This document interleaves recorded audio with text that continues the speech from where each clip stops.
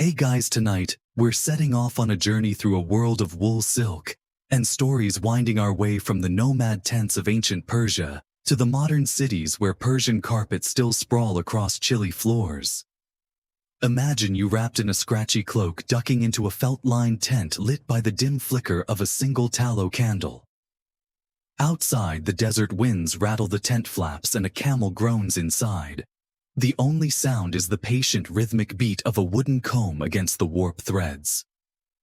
This is where the first Persian carpets are born, woven by hands as weathered as the stones outside. You crouch beside the weaver, an old woman with henned hands and a mischievous glint in her eye. She lets you run your fingers through the soft lanolin-rich wool she's been spinning all winter. "Don't drop that," she jokes, "or you'll be untangling knots until your beard reaches your knees." You probably won't survive this nomadic lifestyle. Honestly, between the drafty tent's hard ground and camel stew, most modern folks would tap out by sunrise. So before you get comfortable, take a moment to like the video and subscribe, but only if you genuinely enjoy what I do here. Where are you tuning in from tonight? Post your city and local time in the comments, and maybe someone else nearby will spot you and nod in sleepy solidarity. Now dim the lights, maybe turn on a fan for that soft background hum, and let's ease into tonight's journey together. Your eyelids droop as the old woman's voice grows softer. She explains that the very first Persian carpets weren't just floor coverings. They were survival tools, blankets, even makeshift walls. These rugs had to withstand sandstorms and stampeding goats, which might explain why early designs favored tough, dense knots and earthy colors that disguise dust. Historians agree that carpet weaving in Persia dates back thousands of years, though the exact moment when a woven mat became a thing of beauty is still debated. Was it when the first border pattern crept in, or did beauty always ride alongside function? There's something about these early carpets that's deeply comforting: the slow rhythm, the repetition of pattern, the tactile reassurance of working wool with bare hands. You sit with the weavers, squinting at the primitive loom as it creaks in the wind. Every rug tells a story not just of art, but of movement nomads trudging from pasture to pasture, rolling up their worlds and carrying them on camelback. In fact, the oldest known knotted carpet, the Persian carpet, was discovered in a Siberian burial mound, proof that these humble rugs wandered far beyond Persia, and that even ancient people loved a nice patch of softness underfoot. As you drift, you can almost smell the smoky air and scorched milk boiling in a clay pot. The weavers gossip about a rival clan whose carpets smell like wet dog. You learn that the very act of weaving is stitched with family feuds and inside jokes passed down from grandmother to granddaughter. No two carpets are ever quite the same. Scholars still argue whether certain repeating motifs, diamonds, ram's horns, and mysterious S-shapes, carry some deep symbolic meaning, or if they're just the ancient world's version of doodling while you wait for dinner. Your fingers grow tired, your mind floats on the repetitive click of the loom, and outside, the moon is a milky eye staring down on the desert. One woman leans over and whispers, "Don't step on the edge of a carpet or you'll never get married." Silly superstition, but you shuffle your feet just in case. You start to sense that a Persian carpet is more than a thing. It's a feeling, a memory, a map of where you've slept, what you've survived, and who you've loved. And as the wind howls across the open steppe, you curl up beside a finished rug, letting its warmth blur the border between waking and dreaming. You wake with wool stuck to your cheek, blinking away the last scraps of dream as a new day bleeds golden light through the tent seams.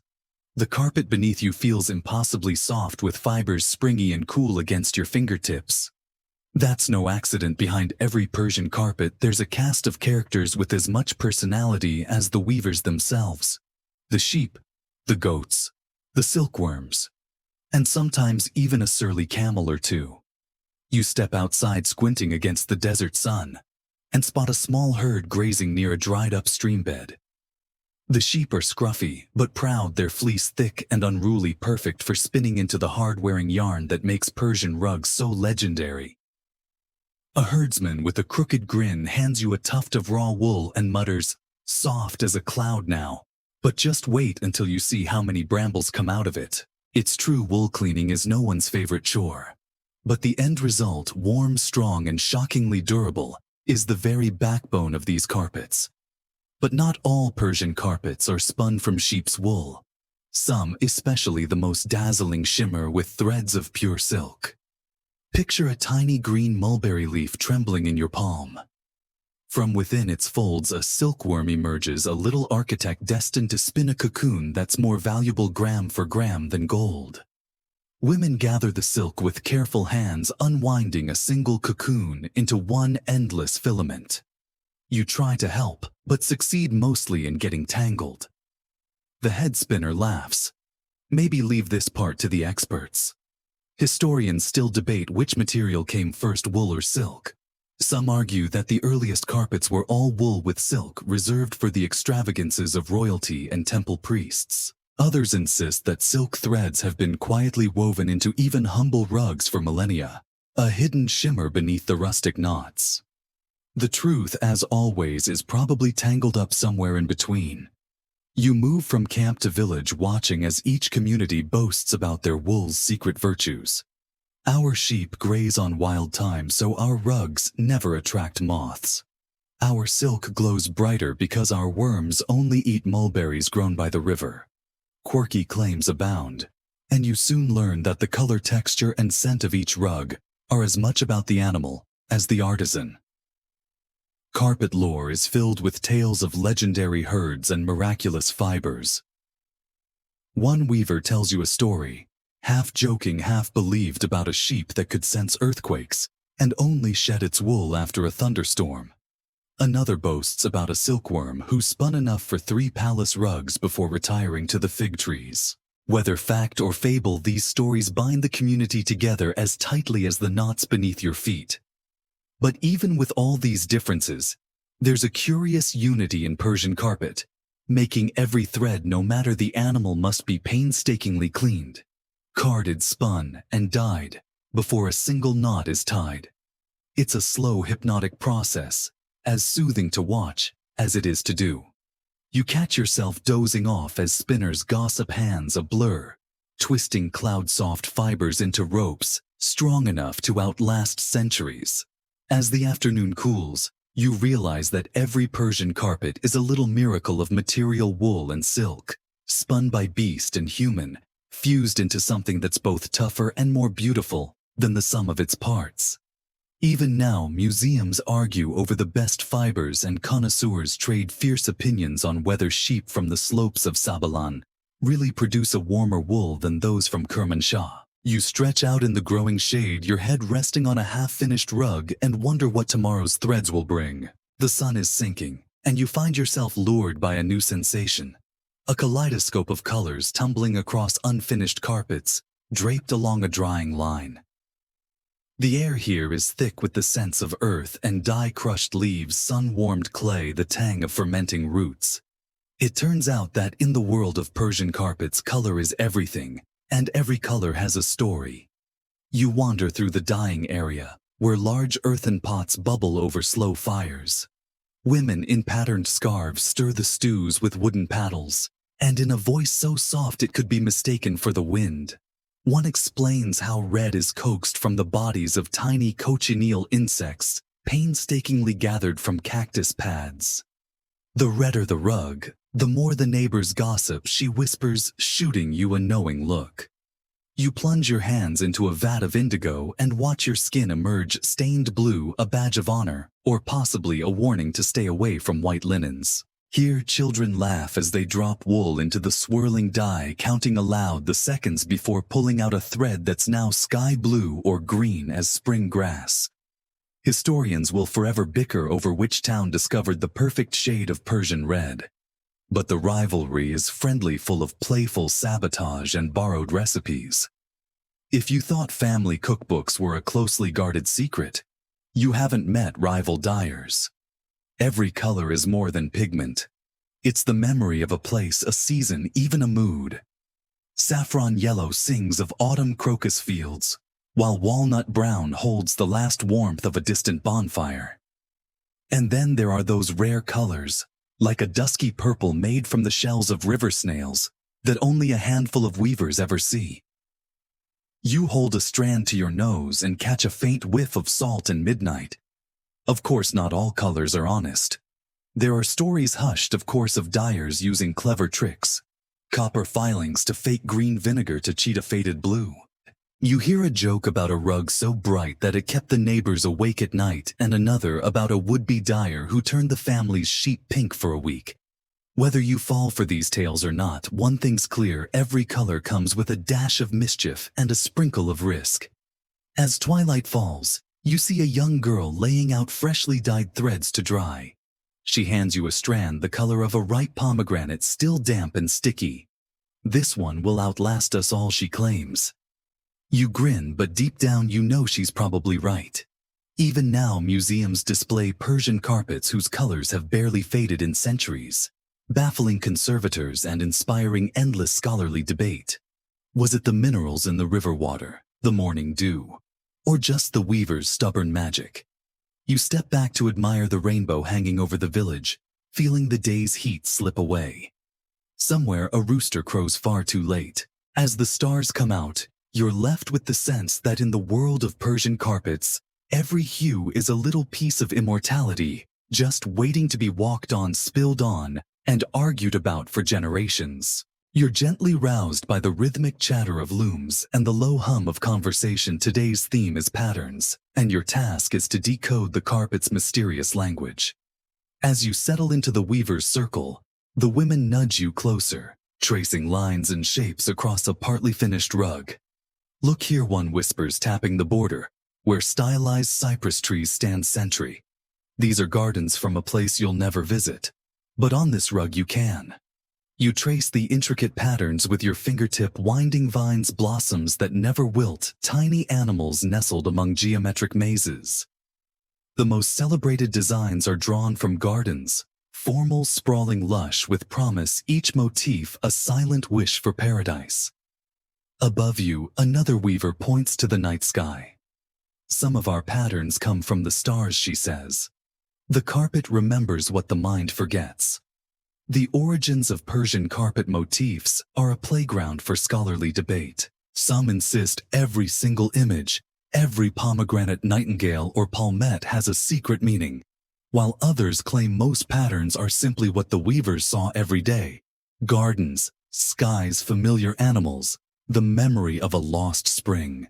You find yourself somewhere in the middle, quietly mesmerized, as a medallion slowly takes shape, each ring of knots radiating out like ripples in a pond. Today, your main task is to spot the oddest patterns and listen to the stories behind them. One carpet shows a field of stylized fish. The weaver winks, saying it's for luck with husbands. Another rug bristles with zigzag lightning meant to keep away bad dreams. There's even a rumor that some knots, twisted ever so slightly, spell out secret family names. No one will confirm or deny, and a sudden burst of giggles sweeps the circle. You start to notice that some motifs reappear everywhere.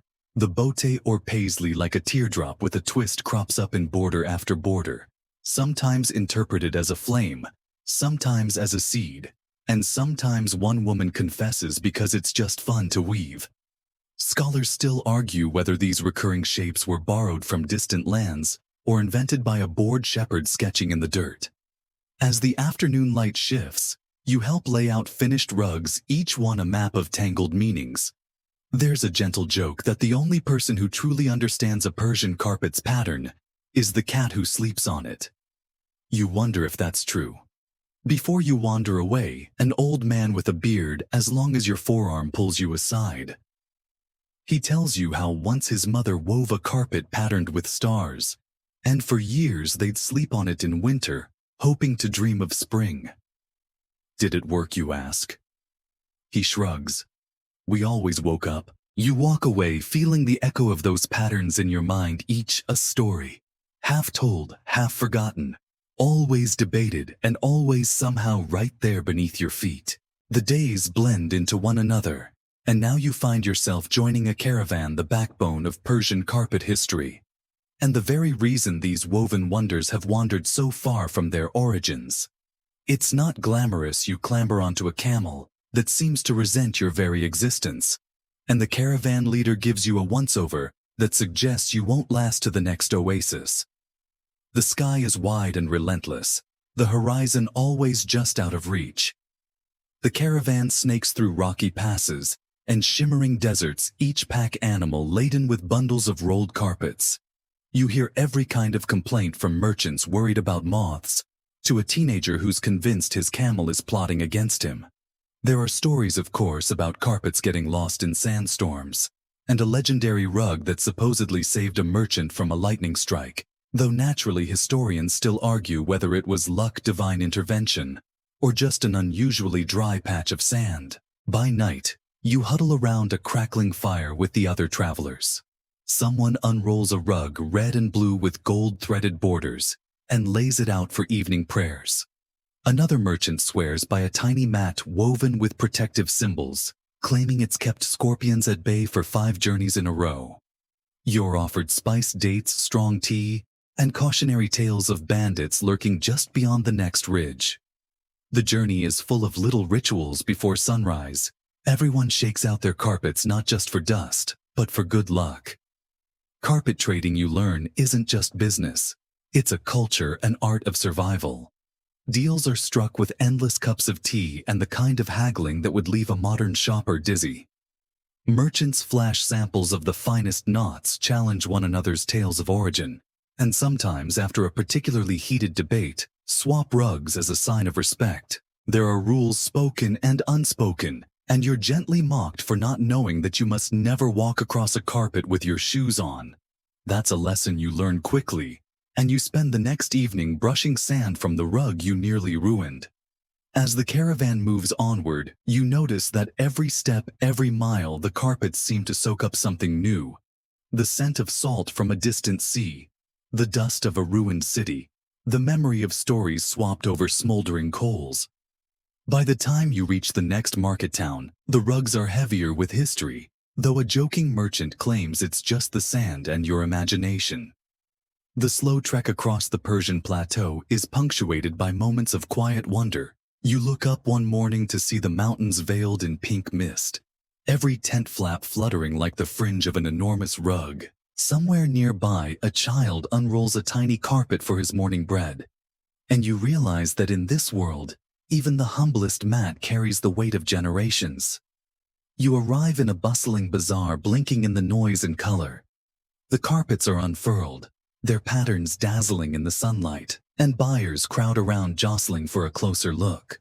You're swept along by the tide, your camel long forgotten, as the journey of the Persian carpet continues, one footstep, one bargain, one thread at a time.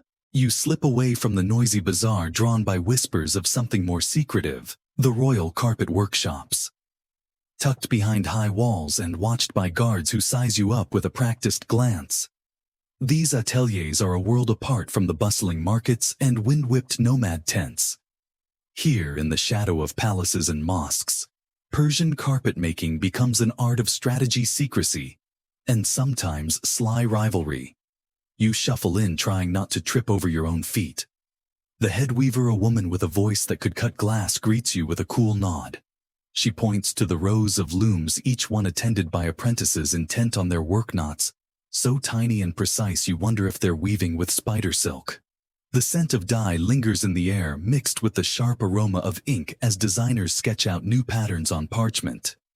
There are charts everywhere covered in mysterious symbols and color codes, locked away at night like royal treasures. You're ushered into a chamber where only the most trusted artisans work. Here, the finest wool and silk are sorted strand by strand, and the dyes are brewed in tiny batches, no two alike. The competition is fierce. Each master strives to outdo the others, crafting rugs so detailed they seem almost alive. The stories you hear are a mix of gossip and legend. Someone supposedly smuggled a new dye recipe out of India, while another weaver claims to have invented a knot so complex even the king couldn't untangle it. Historians still argue whether these workshops truly produce the greatest carpets in the world, or if the legend is burnished by centuries of royal PR. What's certain is that these rugs were reserved for the most powerful shahs, viziers, sultans. To own one was to declare your status louder than any jeweled crown. The Safavid dynasty in particular turned carpet making into a matter of national pride and closely guarded secrets. Rumors swirl of spies sent from rival courts desperate to learn the latest technique or snatch a sketchbook in the dead of night. You listen to tales of fierce rivalries, two master weavers refusing to speak for years after a dispute over the shade of blue in a border. A design apprentice who fled in the night leaving behind a half-finished masterpiece. And yet beneath the rivalry, there's an undercurrent of respect. When a rug is finally finished, everyone gathers to admire it, fingers trailing over the shimmering silk eyes, hunting for that one signature mistake deliberately left to show that only God is perfect. As a guest, you're invited to try a few knots yourself. Your efforts are met with polite encouragement and a burst of laughter as you tangle the silk hopelessly. Don't worry, someone assures you even the best weavers started with knots no bird would build a nest in. It's a gentle reminder that even here among the most skilled, there's always a place for beginners and for stories passed down with a wink. You leave the workshop in a haze of color and pride, trailing silk fibers and whispered secrets behind you, knowing you've glimpsed a world where every thread is a mark of ambition, rivalry, and sometimes a little forgiveness. You're roused at dawn by wedding music drifting from the village square, where families have gathered to celebrate an alliance sealed, not just with words, but with woven treasures. Today, you're invited to witness the role Persian carpets play, as dowry's a tradition so central that some say a daughter's worth is measured not in gold, but in knots. You find yourself seated among women fussing over stacks of folded carpets. Each rug is displayed, admired, and even sniffed for authenticity. A real connoisseur claims to detect the scent of wildflowers or rain-soaked wool. Aunts debate the merits of floral versus geometric borders, while grandmothers recount the ancient superstition. The richer the rug, the luckier the marriage, unless you spill pomegranate juice at the feast. You tuck that tip away, eyeing your tea nervously. One young bride glows as her mother rolls out a masterpiece, its center medallion shimmering with silk. The bride laughs and confides, "They say my grandmother wove this rug the year she met my grandfather. She claimed every knot held a secret about their courtship, but she never said what." You realize as the ceremony unfolds that a dowry rug is never just decoration. It's a living journal, a family archive, a symbol of resilience. Sometimes a tiny flaw in the weaving becomes the most treasured part, the mark of human touch in a tapestry of perfection. Some families boast about their rug's history. Ours crossed mountains in a snowstorm. Or, this one survived 3 house moves and a goat's attempt at dinner. There's gentle rivalry, but also a spirit of generosity at the feast. The bride's carpets are piled with gifts from both sides. Someone produces a rug so dazzling it stops the party. You hear whispers, was it made in Isfahan or Tabriz? Is that true pomegranate red, or did the dyer cheat with beetroot? Historians still argue about the best weaving towns, and the answer seems to change with every storyteller. A local cleric pauses the celebration for a blessing, explaining how a carpet's knots when counted are said to protect the home from sorrow. This inspires a wave of counting. Children lose track. Elders claim to remember every number, and you suspect nobody actually knows for sure. It's a sweet chaos filled with laughter and the scent of rosewater pastries. Later, as you help lay the dowry carpets across the courtyard for guests to admire, you overhear an aunt mutter, "If only husbands were as patient as carpet weavers." The joke lands softly, and you realize that while the rituals may change, the heart of the tradition remains. Persian carpets are more than status or wealth. They're stories you can walk on, comfort you can wrap yourself in, and promises that if cared for last, far beyond a single lifetime. As dusk falls and music drifts on the cooling air, you watch families pack up their rugs with care, rolling memories and hopes into neat bundles ready for a new home and a new chapter. Long after the wedding drums fade and the guests disperse, you find yourself alone in a quiet room surrounded by carpets whose patterns seem to shimmer in the moonlight. Tonight, the air is thick with stories about mystical motifs, the secrets woven into every rug waiting for a curious eye to unlock their hidden meanings. You kneel by a carpet so intricate you half expect it to whisper a riddle. A tree of life stretches its branches across a sea of dark blue birds perched along its boughs. The weaver, an elderly man with eyebrows like bramble hedges, settles beside you and says, "Every branch is a wish, every bird a soul." He traces a winding vine. "This one means health, that one luck, and that cluster of flowers, well, that's just because I like spring." He winks as if to remind you that not all symbols are as weighty as scholars insist. Historians, unsurprisingly, still argue about the true purpose of these mystical designs. Some claim the Tree of Life is an ancient Persian symbol of immortality, while others suggest it's just a good excuse for a weaver to avoid too many straight lines. The truth you discover is that meaning is as flexible as a carpet's warp. Sometimes a pattern is a prayer, sometimes a joke, sometimes both at once. You spot another carpet where the main motif is a giant medallion, so precisely mirrored that you'd swear it was drawn with a compass. The master weaver shakes his head. It's to keep the evil eye away, or maybe just to impress the neighbors. There are tales of knots woven backward to confuse bad spirits of colors, chosen by astrologers of secret inscriptions, hidden so cleverly that only a few will ever know they exist. Some carpets feature lines that never connect, meant to let wandering souls escape at night, a detail that makes you glance at your own feet just in case. The quirky side of Persian carpet symbolism isn't lost on you. One story involves a village where every bride's rug had to contain a hidden frog, supposedly ensuring abundant children. Another tells of a boy who snuck a tiny cat into the border of every rug he wove, immortalizing his beloved pet long after it chased its last mouse. The weavers around you swap such tales freely, laughing at how outsiders hunt for meaning, while sometimes the truth is as simple as a favorite animal or a cherished memory. Still, there's something undeniably mystical about the carpets under your hands. Maybe it's the hush of the night, or the way the moon paints the patterned silver. Or perhaps it's knowing that across centuries people have knelt, prayed, celebrated, and mourned atop these same motifs, letting the magic seep quietly into every fiber. You close your eyes and listen to the gentle rustle of the night wind through open windows, feeling that you're resting in the embrace of centuries of hope, humor, and just a dash of mystery never quite solved, always inviting you to look closer. You're jolted awake by a cacophony of calls, haggling, and clinking teacups, the unmistakable buzz of a Persian bazaar. The sun filters through slats overhead, striping the air with light and dust. Everywhere you look, carpets hang like banners, their colors richer and more hypnotic than anything you've seen before. This is where the ritual of bazaar haggling unfolds, a dance as old as the Silk Road itself. You step cautiously between tightly packed stalls, dodging a donkey with a suspicious glint in its eye. Merchants shout greetings and jokes, offering strong, sugary tea to every potential buyer. Your hands soon tremble from caffeine and nerves. Here, bargaining isn't just tolerated, it's required. You watch as two elderly men argue over the price of a small carpet, each claiming the other is robbing him blind.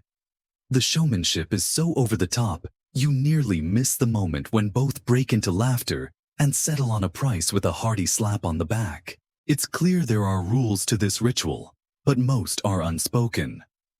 First, never rush. Inspect every carpet, run your hands along the fringe, and always compliment the merchant's taste, even if you're pretty sure he didn't weave it himself. Second, sip the tea, but never spill a drop on the rugs, a mistake you only make once. And third, always leave room for a little flattery or a dramatic sigh when the numbers climb too high. The bazaar is full of oddities. A pile of carpets shaped like pomegranates. A rug supposedly woven by a blind grandmother who could tell color by touch. Another stall claims to have a prayer mat once owned by a sultan's favorite camel.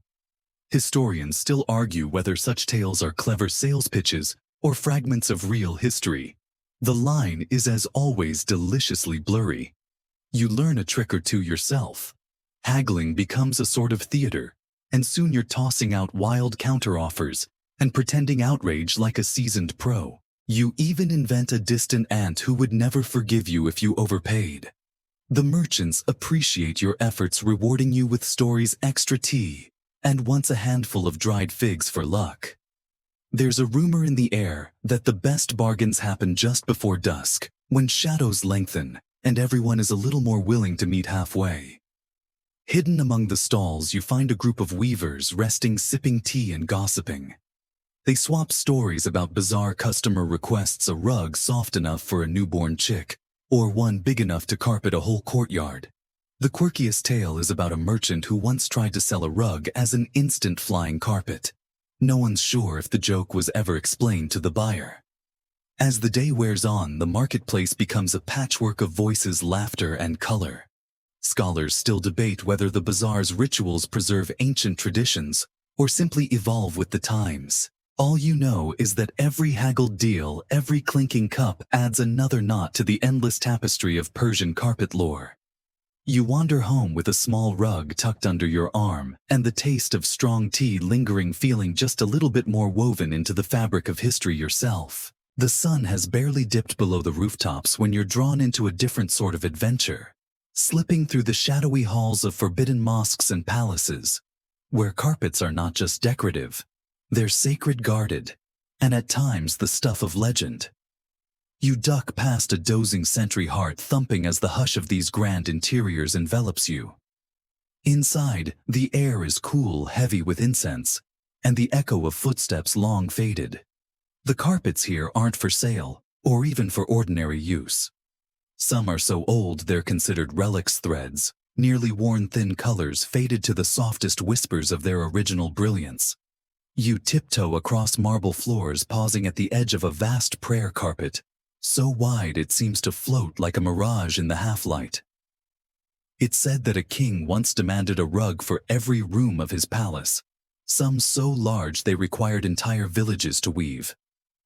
Whether that's fact or royal exaggeration, historians still argue, but the grandeur is undeniable. There's a different energy in these sacred spaces.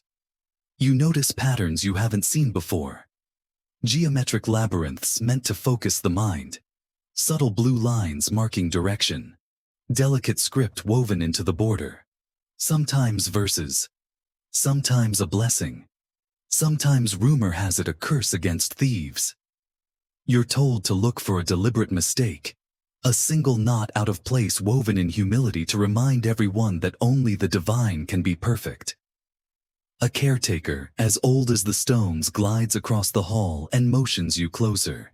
He tells you that certain carpets are so precious, they're only unrolled for special occasions, aid a royal birth, or the rare visit of an honored guest.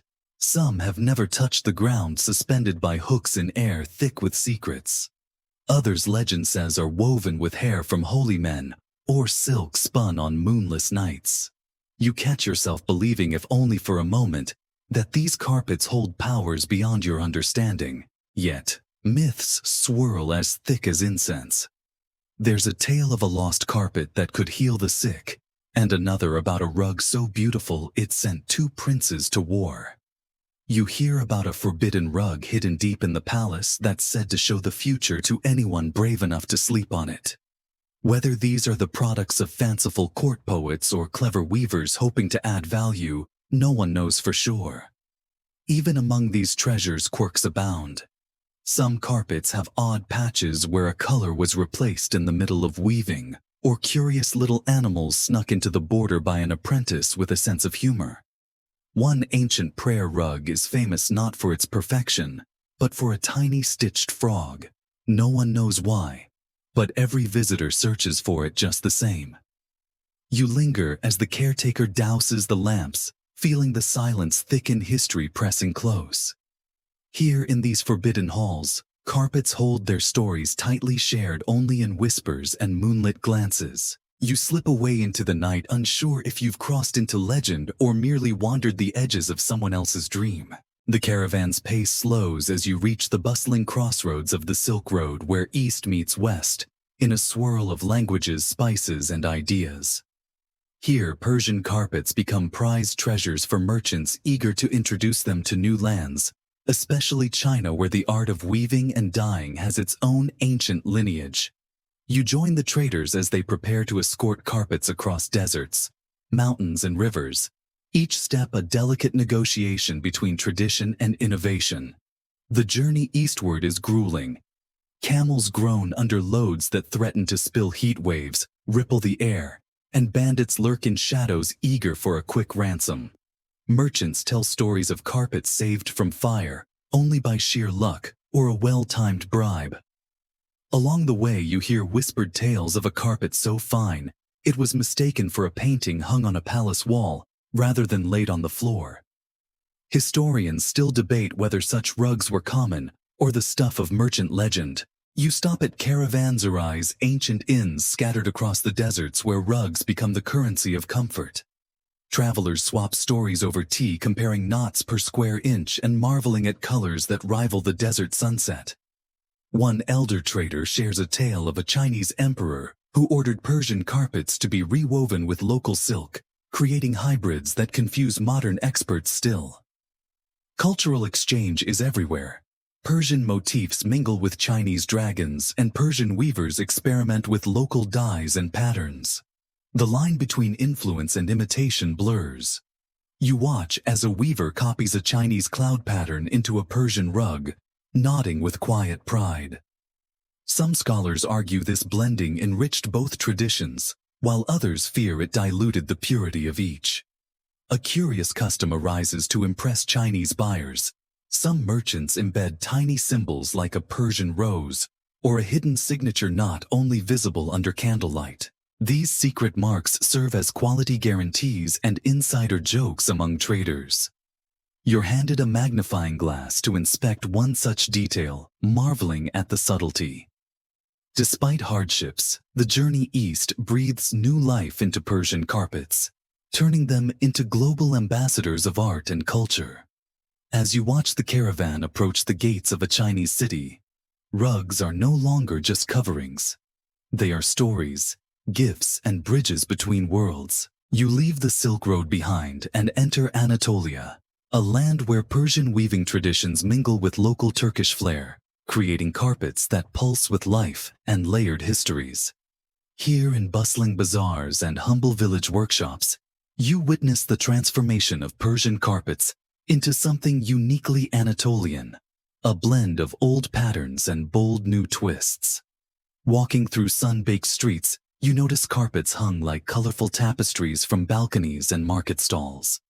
The Turkish influence is unmistakable, more geometric shapes, brighter reds and oranges, and a preference for larger motifs that fill the entire field. Locals proudly point out that their rugs feature symbols of protection, like the evil eye woven into the borders to ward off misfortune.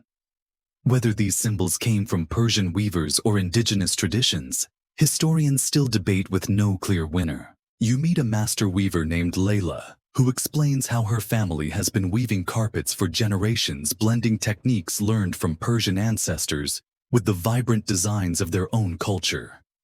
She shows you a rug with a dramatic central medallion flanked by stylized animals, a combination that surprises you with its storytelling power.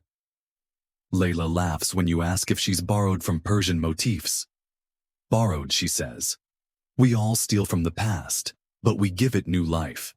You also discover the famous Turkish prayer rugs, smaller and more portable, woven with niches and lamps, symbolizing sacred space. Layla tells you a local tale, one prayer rug so small and detailed, it was said to be a gift from the angels themselves. Skeptics might call it legend, but the story is cherished all the same.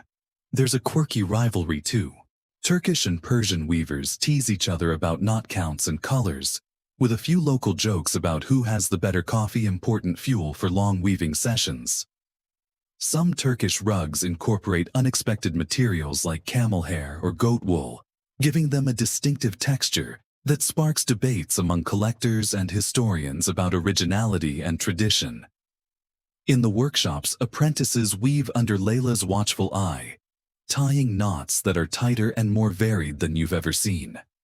You try your hand at the complex Turkish györdes knot, only to get hopelessly tangled, earning a good-natured grin and the promise to stick to storytelling instead. As the sun sets behind the hills, you sit among carpets vibrant with Anatolian spirit and Persian legacy, feeling the beautiful messiness of cultures intertwining, challenging the idea that art ever truly belongs to one place. You realize that the journey of the Persian carpet is really a journey of people stories and shared hands weaving history itself. You're pulled from the Anatolian breeze into the grandeur of Egypt, where the Mamluks, warrior slaves turned rulers, have made carpet weaving their own spectacular affair. Here in the courts of Cairo and beyond, carpets are more than art. They're symbols of power, status, and mosaic-like grandeur that mirror the intricate tilework of palaces. As you stroll through bustling workshops, you notice the influence of local architecture everywhere. The carpets seem to echo the rhythmic geometry of mashrabia windows and domed ceilings. The Mamluk carpets favor bold colors, deep blues, vibrant reds and shining golds, and dense patterns that look like tiny mosaics frozen in wool. You hear that these rugs were prized gifts among sultans and diplomats, each not a political statement. But you're intrigued by the way Mamluk carpets blend Persian weaving traditions with Islamic art. Instead of floral motifs, you see elaborate geometric designs, calligraphic bands featuring Quranic verses, and medallions shaped like stars and polygons. The choice of pattern is more than decoration. It's a display of faith, identity, and cultural pride. Scholars still debate whether the intricate designs were driven by religious law, forbidding depictions of living things, or simply aesthetic preference. A weaver explains a charming local custom: every carpet includes at least one intentional flaw, or eye of God, a subtle imperfection meant to remind viewers of human humility before the divine. It's a poetic touch you don't find everywhere, and one that resonates with you more deeply than expected. The workshops are alive with stories of royal commissions and rivalries. One tale involves a carpet so magnificent it was used as a throne cover, and another about a sultan who demanded a prayer rug large enough for his entire court to kneel on. You chuckle as you hear about apprentices sneaking little animals into patterns as hidden signatures: foxes, birds, even the occasional disgruntled cat. Outside, merchants haggle fiercely over these treasures, knowing each carpet carries the weight of history and politics. You learn that Mamluk carpets were so prized, they sometimes became ransom or diplomatic gifts, tokens meant to secure peace or favor. The precise meaning behind the patterns and the politics they represent remain subjects of lively scholarly debate. As dusk settles over Cairo, you find yourself mesmerized by a carpet that seems to capture the city's shimmering lights and shadows in wool and silk, a moving mosaic that speaks of conquest, faith, and the restless creativity of a kingdom where art and power are forever entwined. You leave the dusty splendor of Cairo behind and board a galley bound for the shimmering canals of Venice, where Persian carpets take on a new life as coveted luxuries trade war prizes and Renaissance status symbols. The salty wind tangles your hair as crates of goods creak below deck: spices, glassware, and carefully rolled rugs swaddled in oiled cloth. These are no ordinary exports. They are treasures, whispers of the East, destined for Europe's most fashionable salons. Venice greets you with clamor: traders shouting from gondolas, seagulls wheeling above sun-bleached docks, and bell towers chiming over crowded piazzas. You follow the scent of espresso and ink into the merchant district, where Persian carpets are displayed like relics in glass-fronted shops. The prices are enough to make you drop your biscotti. A single rug could buy a vineyard, or a small island, or someone's silence depending on who's doing the buying. Inside a nobleman's estate, you're invited to witness the unveiling of a carpet too fine to be walked upon. It's laid out across a marble table like a feast. Candlelight dances along its silk filigree. The hostess explains that her great-uncle acquired it in Constantinople in exchange for a harpist and a half-empty bottle of wine. You're unsure whether that's fact or flourish, but either way the rug steals the show. Here in Venice, carpets aren't just floor coverings, they're draped over tables hung from balconies, even used as backdrops in paintings. Renaissance artists like Carpaccio and Lotto feature them in their canvases, signaling wealth and cultural sophistication. Historians still argue whether these depictions reflect how carpets were truly used, or if the painters were flexing their patrons' budgets. Either way, carpets become status wrapped in thread. The Italian obsession with Persian rugs sparks fierce trade competition. You hear whispers of Florentine agents bribing captains for early access to shipments. One story claims a ship captain once disguised a shipment of rugs as fishing nets to avoid Venetian customs taxes. Another tale involves a rug smuggled inside a coffin, though the logistics of that are frankly a little vague. Venetian merchants begin to commission custom designs, asking Persian weavers for Western coat of arms motifs or unusual color schemes. Some weavers comply, blending East and West into hybrid patterns that confound today's museum curators. Others resist, insisting that a carpet without cypress trees is not a carpet at all. The debate over authenticity versus adaptation still rages among scholars, and occasionally among dinner guests in echoing Italian villas. Back at the docks, you overhear sailors haggling over damaged rugs, and seconds ones with knots missing or borders misaligned. Even flawed a trader says they're better than anything we make here. You watch as a young apprentice kisses a rug before folding it carefully into a wooden crate, as though sending a piece of soul across the sea. You spend the evening sipping bitter wine on a rooftop, staring out over the tiled maze of Venice and the sea beyond. Below you, in candlelit rooms and velvet parlors, Persian carpets whisper across stone floors, bearing the weight of ambition, beauty, and one-upmanship, woven proof that even in the age of enlightenment, the finest power plays are still made underfoot. You wander inland, now drawn to the echoing sanctuaries of Europe's cathedrals, where Persian carpets take on yet another role, this time under vaulted ceilings, beside gilded altars, and occasionally beneath the muddy boots of very confused clergy. Here, amid incense and choir echoes, you begin to witness a quiet tension, how these deeply Persian, sometimes Islamic-rooted works found their way into the heart of Christian Europe. A robed deacon invites you to walk the nave with him as preparations begin for Sunday Mass. These carpets, he says, gesturing to a rolled bundle beside the pulpit, were gifts from a duke, or a pope, or maybe the Medici, hard to say. He shrugs. You peek inside a vibrant red carpet with tree-of-life patterns and calligraphic flourishes dancing along the borders. You're almost sure one of them spells out a Persian prayer. Historians still wrestle with this strange moment in carpet history, how sacred textiles from a faraway empire came to grace the aisles of European cathedrals.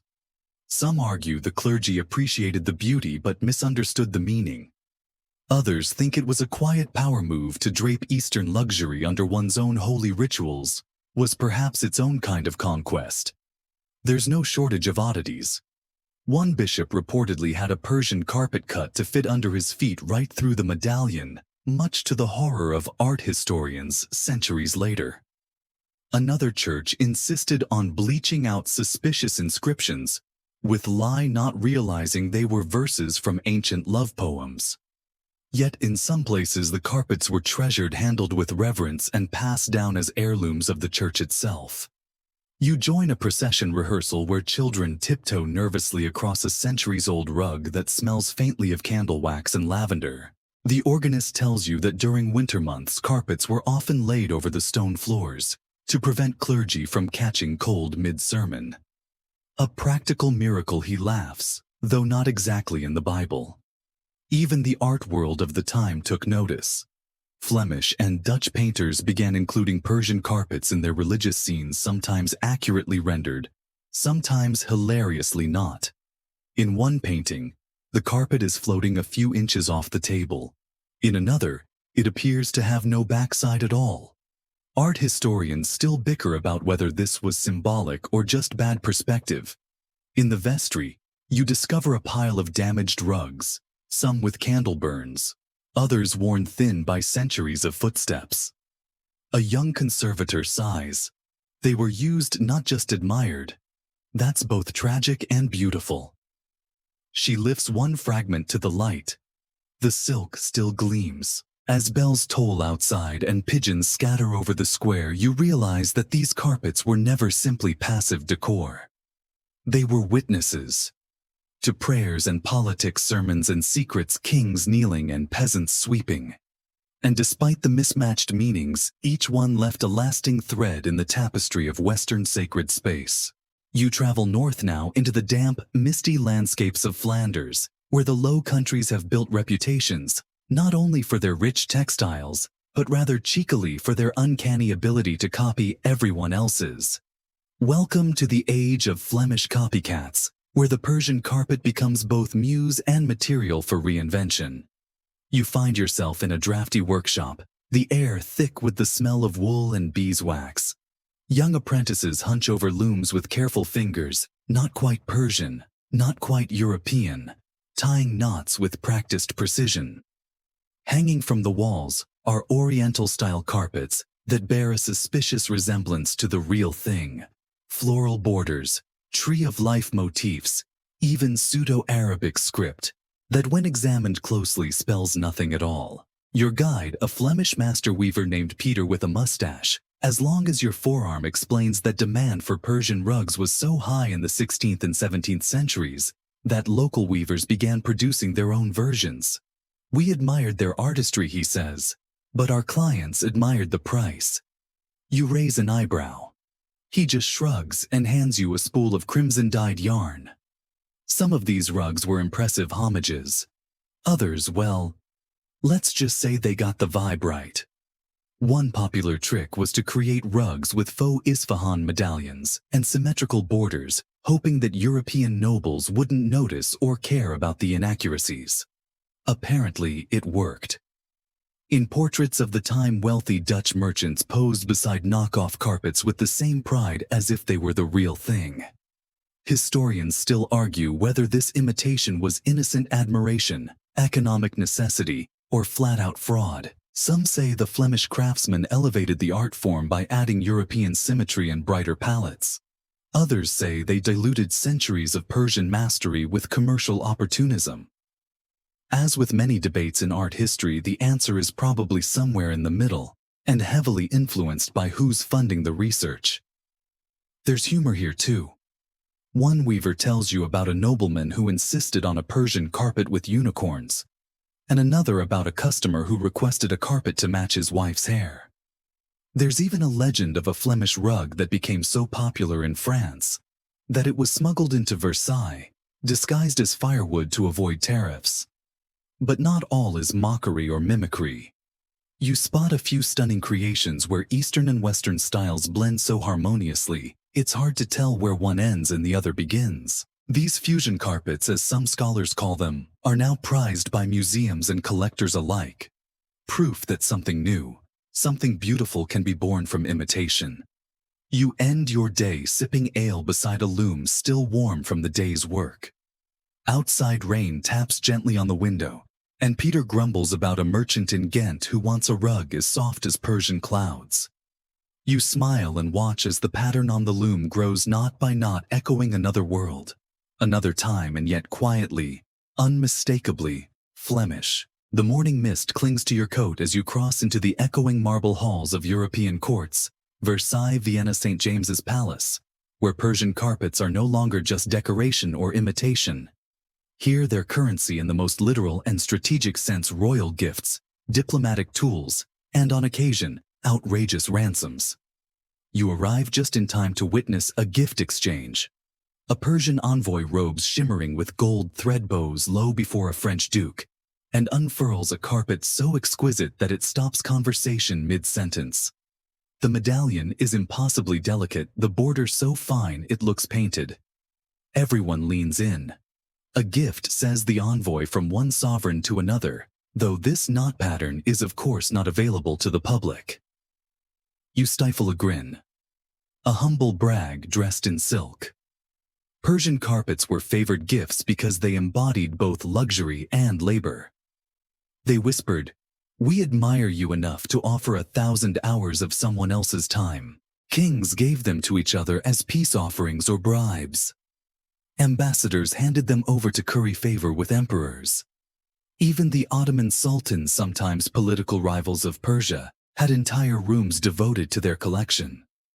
One legend even claims a young Habsburg prince was calmed as a child by being swaddled in a small silk rug. Historians still wonder whether it's true or merely family PR.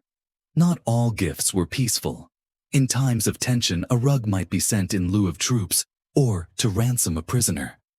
You hear the tale of a captured noble, ransomed with 6 Persian carpets, each containing a hidden message embroidered in the fringe. Another story involves a rug given as tribute that accidentally depicted a lion interpreted by the receiving court as a threat. Diplomatic wires were crossed, tempers flared, and it all ended with the rug quietly folded into storage, never spoken of again. There's a light-hearted story told in royal circles of a carpet so luxurious it sparked a 3-day quarrel among chamberlains over which room deserved it. A queen allegedly settled the matter by placing it in the hallway, thus offending everyone equally. You stand in that hallway now and the carpet remains its once glorious blues, now faded to the color of wet stone, but its grandeur still undeniable. Scholars continue to debate whether these rugs changed politics or merely dressed it up. Some argue they were tools of soft power. Others say they were simply part of the game tokens in an elaborate performance of civility. But one thing's clear: where there was royal intrigue, there were Persian carpets bearing witness beneath whispering feet and shuffling documents. As evening falls, you run your hand along the edge of a forgotten rug draped over a velvet bench. A servant rushes past muttering about wine stains and wax strips, oblivious to the centuries woven into that fabric. And yet here it remains quiet, dignified, still doing its diplomatic duty. The courtly echo of polished shoes fades as you cross into the hushed chambers of royalty, places where Persian carpets don't just support intrigue, but actively participate in it. You're ushered through gilded doors into palaces where the rugs are softer than most beds, and court gossip clings to the fibers like perfume and silk. In Versailles, you step into a drawing room where a queen once insisted her Persian carpet match the shade of her parakeet's wings. You blink, but the rug beneath your feet does in fact shimmer with pale greens and sapphire blue. Whether this was the result of genius dye work or sheer coincidence, no one's quite sure. But the story has lasted embroidered into memory like another silken thread. Royal courts across Europe became obsessive collectors of Persian carpets, though collector might be too passive a word. Kings hoarded them. Princes fought duels over them. One Swedish count was rumored to have built an entire room with dimensions dictated by the carpet, not the other way around. Historians still argue whether some of these stories are exaggerated, or if European royalty truly viewed carpets as portable power. Spoiler: they absolutely did. You're invited to a private viewing in a royal storeroom, rows upon rows of rolled rugs stored in cool, dark halls. The head archivist, a thin man with a voice like old paper, shows you a ledger with entries like "Gift from Shah Abbas II, reserved for throne room, not to be used during reign." One rug here is stitched with pearls, another faintly smells of rosewater, and one, according to a heavily footnoted entry, was allegedly the only item a certain exiled prince took with him into banishment. But even within royal palaces, the carpets earned reputations for more than their beauty. One footman swears a particular rug creaks when anyone steps across it, despite being made entirely of wool and silk. A lady-in-waiting whispers that her grandmother spilled ink on a Persian carpet during a secret correspondence, and the resulting pattern resembled a heart so precisely they took it as a sign. The rug was quietly moved to the royal nursery, where sure enough a prince was born the following spring. There's also a touch of competition between courts.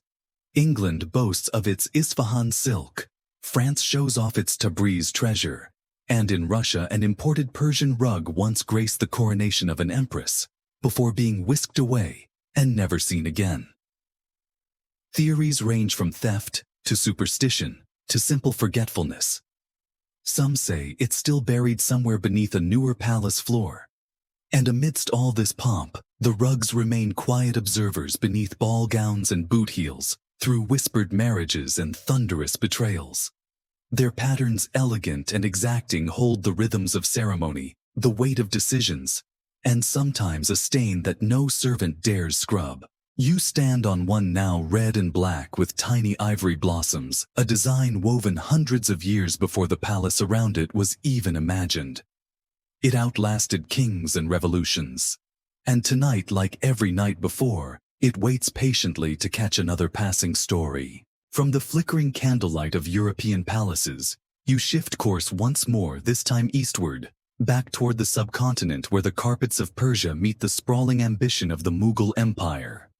You board a lumbering trade ship run by the East India Company, its decks groaning beneath crates of spices, scrolls, and yes, carpets, each bound for the ports of Surat or Goa, where they'll change hands, meanings, and sometimes even materials. When you arrive in India, the air feels heavier, thick with monsoon humidity and the smell of jasmine and ink. Here, Persian weavers mingle with Indian artisans, and the carpets begin to evolve again.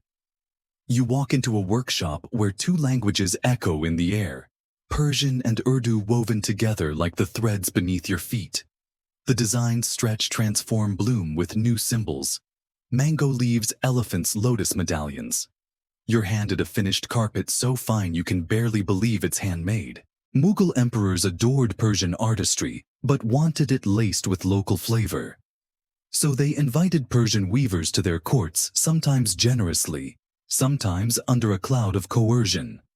One record suggests that weavers were given houses, horses, and headaches. Whether voluntary or not, the result was a masterpiece: carpets that combined Persian geometry with Mughal opulence. Some of the most famous carpets in India's museums today are Mughal reinterpretations, giant floral medallions, the size of tables, border motifs that mimic the marble inlay of the Taj Mahal. Historians still argue whether these were truly Persian carpets or something new altogether. A hybrid, a betrayal of the original form, or perhaps simply evolution at work. You hear odd stories from the weavers. One insists that his ancestor wove a carpet so large it took a decade and required scaffolding. Another says her grandmother once knotted a hidden prayer into the center of each rug, stitched so faintly that only God or the buyer with particularly good eyesight would ever see it. Traders from Europe grow increasingly eager to export these Mughal Persian hybrids. They praise the silkiness, the sheen, the intricate floral scrolls. But some are less romantic. One merchant tells you that carpets shipped during the monsoon season often arrived smelling of mildew and mangoes and still sold out immediately. You see bales of rugs being prepared with cedar chips and cinnamon bark to keep the insects at bay. The scent is oddly soothing. Of course, it's not all beauty. As demand rises, workshops swell with underpaid laborers, some barely older than children. There are whispered debates, unspoken, but present, about exploitation and art, about who profits from centuries of craft. You watch a boy tie a perfect knot, then rub his aching fingers. A master pats his shoulder, hands him a mango, and the moment passes.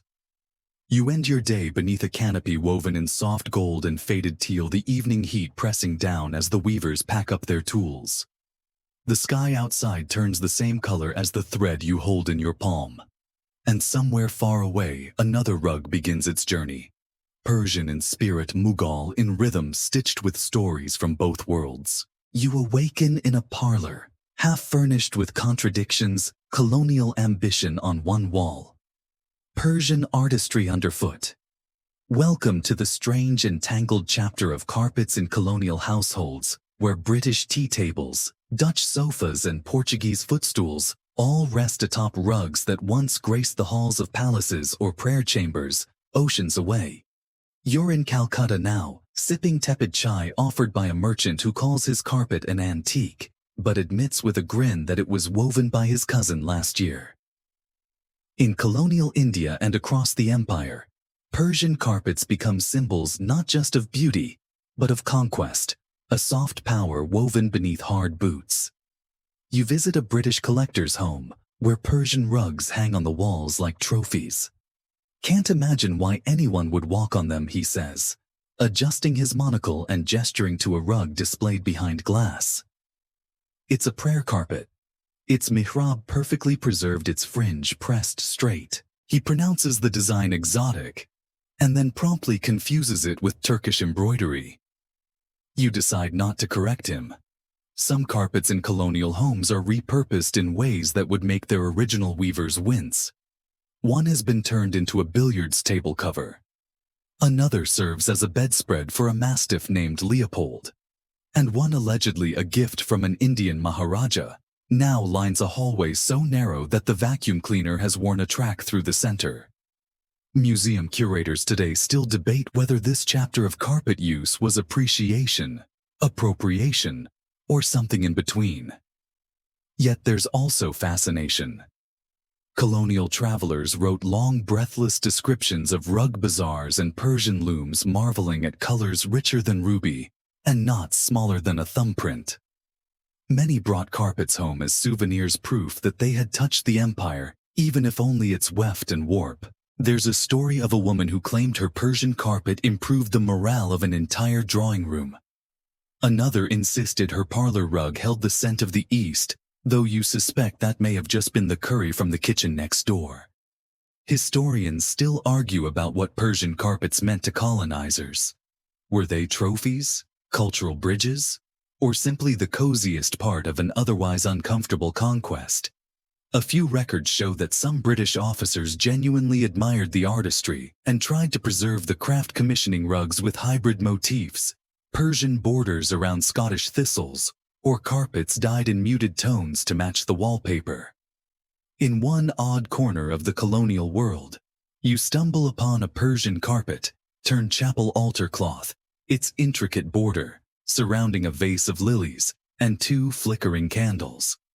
The minister refers to it as the most peaceful object in the room, and you can't help but agree. You leave the parlor with mixed feelings, comforted by the endurance of the carpets, unsettled by the context. Still, they remained silently absorbing the tension, grace, and absurdity of a time when the world was rearranged and carpets once again adapted to fit. You find yourself now among ivy-covered manors and rain-damp English gardens, where the carpet obsession of the Victorian age takes a scholarly and occasionally absurd turn. These were the collectors, restorers, and over-enthusiastic improvers of Persian carpets. And oh, did they love a good catalogue! You're ushered into a drawing room with shelves upon shelves of books, all devoted to Oriental rug taxonomy. Your host, a gentleman with sideburns like foxtails, pulls down a leather-bound tome and proudly shows you his carpet index, which lists every piece he's ever owned, including one he believes is possibly Safavid, possibly Turkish, or possibly a picnic blanket. Scholars today still argue about how accurate Victorian classifications really were. Victorian collectors weren't content to simply own a Persian carpet. They had to document, restore, and recontextualize it. They held long salons debating the significance of this medallion or that border. They developed an elaborate system of knot-count rankings, with one lord reportedly refusing to walk on any rug with fewer than 500 knots per square inch. Another hired a tutor to teach his Afghan hound not to sit on his prized Hariz rug.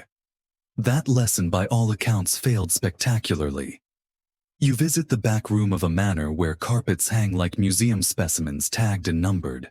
Some are beautiful, preserved with reverence. Others, well, they've been updated. There's one trimmed to fit beneath a piano. Another dyed to match a chaise longue.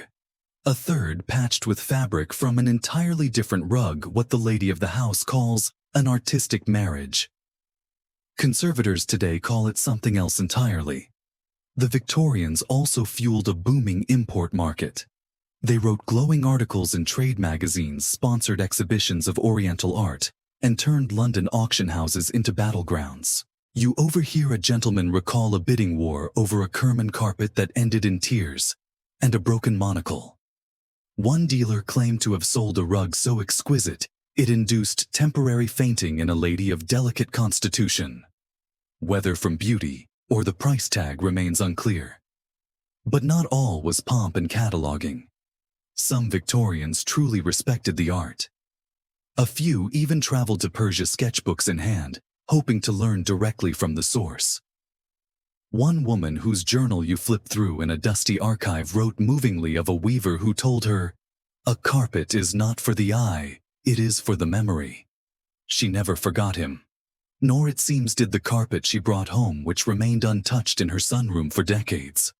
Today those same rugs lie behind glass in museums or beneath polished feet in country houses, still bearing the fingerprints of a time when obsession met scholarship and admiration sometimes wandered into misguided enthusiasm. As you leave the manor, a butler quietly sweeps a few biscuit crumbs from the edge of a 100-year-old rug.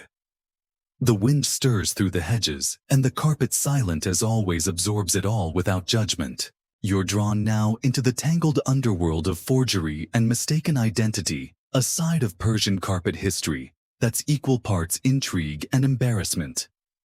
Welcome to the shadowy corners of auction houses, basement restorers, and overly confident collectors who swore they were buying a 16th century masterpiece and ended up with, well, something stitched in the 1970s by a cousin in Birmingham. You begin in a carpet dealer's attic in Vienna, where rolled bundles crowd every wall like sleeping snakes. The dealer unfurls one with a dramatic flourish. A glowing silk rug, undoubtedly Safavid, he insists. You squint at the overly pristine knots, the suspiciously symmetrical pattern, and the fact that one corner includes a football stitched into the border. You raise an eyebrow. A modern reinterpretation, he says smoothly. Quite rare. You've stepped into the world of rug forgeries. Forgery has plagued the carpet world for centuries. As the demand for Persian rugs exploded during the 19th and 20th centuries, so did the temptation to fake them. Weavers in various regions, some Persian, others not, began creating rugs that looked old, even adding artificial wear tea stains or rubbed-down fringes. Some were made with genuine skill and artistry, others, less so. One rug you inspect is convincingly aged until you flip it over and discover a Made in Belgium label sewn into the backing. Oops. Historians and curators still argue over the best methods of authentication. Is it the knot count, the dye origin, the subtle changes in pattern density, or the scent of the wool itself? One expert swears he can detect a fake by smell alone. Too much chemical dye smells like boiled carrots, he claims, before plunging his nose into a particularly questionable rug. The jury is still out. But not all mistaken identities are deliberate. Some are simply charming accidents. You hear of a rug labeled 17th century Persian that turned out to be an Armenian wedding gift from the 1920s. Another carpet was long thought to contain secret Sufi symbols, until a young intern translated the border script and revealed it to be a poem about lost socks. An entire wing of one museum had to redo its catalog when a visiting scholar gently pointed out that their prized Qashqai masterpiece was in fact machine-made and included a repeating image of a Volkswagen. Even expert collectors have fallen victim to enthusiasm. One British lord proudly unveiled a rug at a dinner party boasting of its Ottoman origin and imperial legacy, only for a guest to point out that it featured synthetic dyes, not invented until 1890. The rug disappeared quietly between courses. Yet despite all the mishaps and mislabelings, the fakes have their own kind of charm.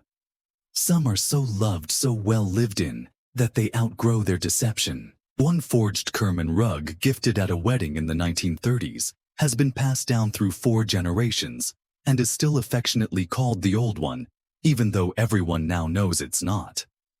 You end your day in a museum's conservation lab, watching a conservator gently clean the edge of a rug whose provenance is still unresolved. We're not always sure where it came from, she says, smiling. But we know it was loved. That's something. And maybe that's the quiet truth beneath all the forgery drama the knots still hold. Even the fakes, even the flubs still manage to weave their way into someone's story. You step out of the archives and into the crisp light of modern Iran, where the legacy of Persian carpets is not stored in glass, but still alive under hands underfoot and in motion. The air smells of fresh wool and jasmine, and the looms are no longer dusty museum relics. They hum, they chatter, they sing with new life. You arrive at a contemporary workshop in Isfahan, welcomed by a third-generation weaver named Fariba, who greets you with a cup of cardamom tea and a grin that says, "Yes, we're still here. And no, we don't need rescuing." Inside, half-finished carpets stretch across looms like Technicolor scrolls, the scent of natural dyes wafting from copper kettles in the back. The room pulses with both tradition and reinvention. Some rugs echo ancient designs, cypress trees, lion hunts, classic medallions. Others break all the rules, bold abstracts, minimal borders, neon reds beside ash gray. My grandmother would have fainted Fariba jokes as she adjusts a crimson warp thread. But my daughter loves it. Historians may continue to debate the correct form of a Persian carpet, but today's weavers are rewriting the rules. In some regions, artists are embedding social messages or calligraphy from contemporary poets. One young weaver from Shiraz shows you a rug featuring stylized birds, each with wings inscribed with phrases from modern Farsi rap lyrics. Is it scandalous to some? To others, it's just the next knot in the story. Weavers now experiment not just with color and form, but also with materials. Bamboo, silk, organic cotton, even synthetic blends for durability. You handle a sample dyed with saffron and pomegranate rind, a revival of traditional methods, but you also see new eco-dyes made in a lab outside Tehran. The tension between purity and progress is as tight as any loom, and scholars still argue, is innovation preserving tradition or undermining it? Quirky tales persist. A weaver swears that a rug she designed during a week of thunderstorms has caused 3 buyers to dream of lightning. Another refuses to use blue after spilling dye on her wedding shoes. Fariba herself admits she once wove her mother-in-law's name into the border of a rug just to keep the peace. You ask where. She laughs and changes the subject. In a side room, teenagers learn the basics, practicing knots on scrap frames, their earbuds tucked under hijabs and curls. The old and the new side by side, nodding, humming, dreaming. There's something quietly thrilling about watching this evolution unfold, knowing the tradition isn't behind us, it's beneath us. Still being nodded, still being questioned, still being lived. As the afternoon light slants across the looms and your tea cools beside you, you realize this isn't a revival, it's a relay. And Persian carpets in all their variations and voices are running forward, not looking back. You find yourself next beneath the high arches and hushed lighting of a modern museum. London, Tehran, Los Angeles, take your pick.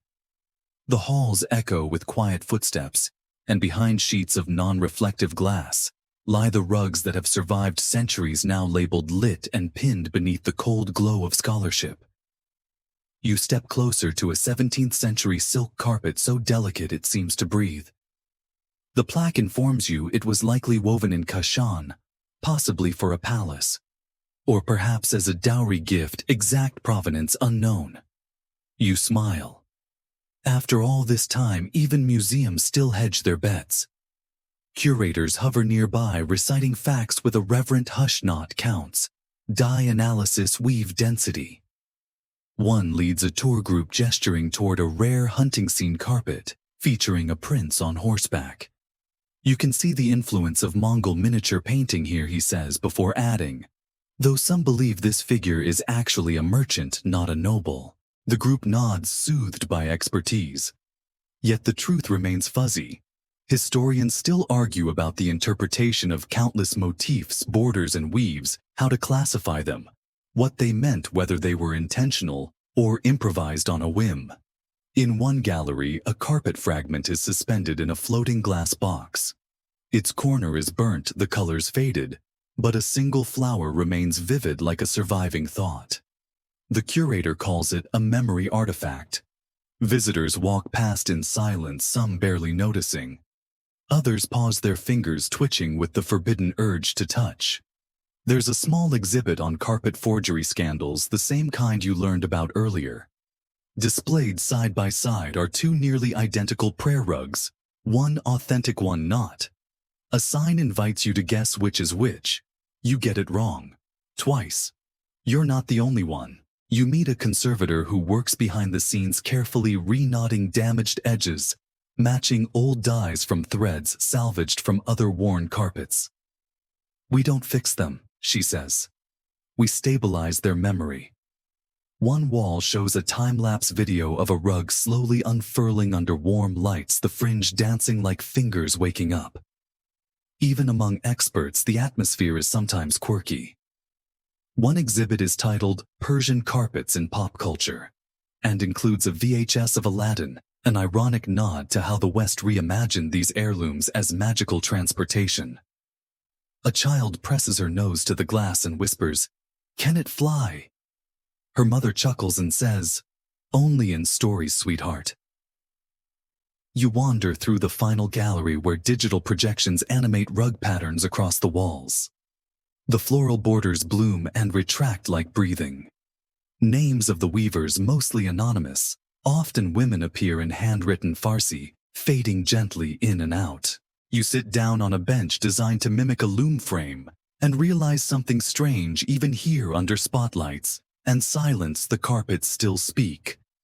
Not through knots alone, but through the journey itself, through the imperfections, the wear, the strange detours that brought each one from some forgotten loom to this cool glass stage. And you wonder, which stories did we lose? Which did we invent to fill the quiet? You return now to where you began, not the deserts or palaces or museums, but the simplest setting of all, a home. The room is modest, the light soft. A Persian carpet lies beneath your feet, not behind glass, not framed on a wall, just used. A little threadbare in the middle, faded along the edges, warm in the places where generations have sat, knelt, played, and dreamed. An old woman, Fariba's grandmother, perhaps sits cross-legged at the edge, sipping tea and knotting fringe back into place. She waves you closer, patting the rug like a grandmother might pat a sofa cushion. "Sit," she says, as if there were nowhere else worth being. "So you do." She tells you about the carpet, not the region it came from, or the year it was woven, though she might know those too. But the real things, how her son took his first steps on it, how a neighbor once spilled plum juice and tried to blame the cat, how during a storm they used it to muffle the rattling window frame. The kind of history no scholar will ever write down. The kind that disappears if no one listens. You run your hand over the knots. They're uneven here and there. A stray blue thread pokes through a field of rust red. A corner curls stubbornly upward. And you think this is the truest chapter of the carpet's journey. Not the kings who walked on it or the diplomats who unrolled it as gifts, but this, the daily warmth of a lived-in life. You remember all the places the Persian carpet has traveled. Across empires, under altars, through stormy deserts, and into sterile glass boxes. It's been folded in trunks, hung in cathedrals, stepped on by queens and cats alike. It has been mistaken, mimicked, repaired, and reborn. And through it all, it has remained patient as ever, waiting underfoot with quiet elegance. The woman smiles and traces the border with her finger. "See this," she says. "It's not perfect, but it holds." You lie back, resting your head on one edge. The pattern swims before your eyes, flowers, vines, knots, and lines like rivers. You feel the weight of centuries in the wool. You feel the echo of the hands that wove it, the laughter around it, the secrets it may still carry. And as your eyes grow heavy, you realize this carpet, like all the best stories, was never meant to stay still. It was always meant to move, to travel, to fade, to fray, to shelter, to return, to endure. And now the looms are silent. The market stalls have closed. The caravans have vanished into the dusk. And beneath your hands the threads soften, cooled by time, warmed by memory. Let your breathing slow with each pattern your mind recalls. The gentle rise and fall of the tree of life, the symmetry of medallions, the soft wear of 1,000 footsteps echoing across distant lands. The colors fade gently in your imagination, now reds into warm browns, golds into soft creams, blues dissolving into midnight.